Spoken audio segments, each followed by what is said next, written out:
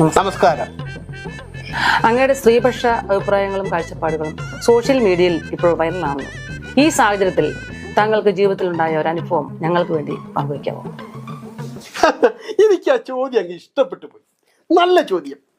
ഞാൻ ബോംബെയിൽ എയർപോർട്ടിൽ നിൽക്കുമ്പോഴത്തേക്കും ഒരു കൂട്ടം സ്ത്രീകൾ, നല്ല സുന്ദരിയായിട്ടുള്ള സ്ത്രീകൾ, എൻ്റെ ആരാധകരാണ്. അവരെന്നെ വട്ടം കൂടിയിട്ട് എന്നോട് പറഞ്ഞു, സാറേ സാറിനെ കാണാമെന്നാണ്. എനിക്ക് അതങ്ങ് ഇഷ്ടപ്പെട്ടു പോയി. കാരണം നമ്മുടെ ആരാധകരല്ലേ വന്നിരിക്കുന്നത്. അതിലൊരു തടിച്ച സ്ത്രീയുണ്ട്. ആ തടിച്ച സ്ത്രീ മുന്നോട്ട് വന്നിട്ട് പറഞ്ഞു, സാറേ സാറിൻ്റെ അഡ്രസ്സും തരാമോ ചോദിച്ചു.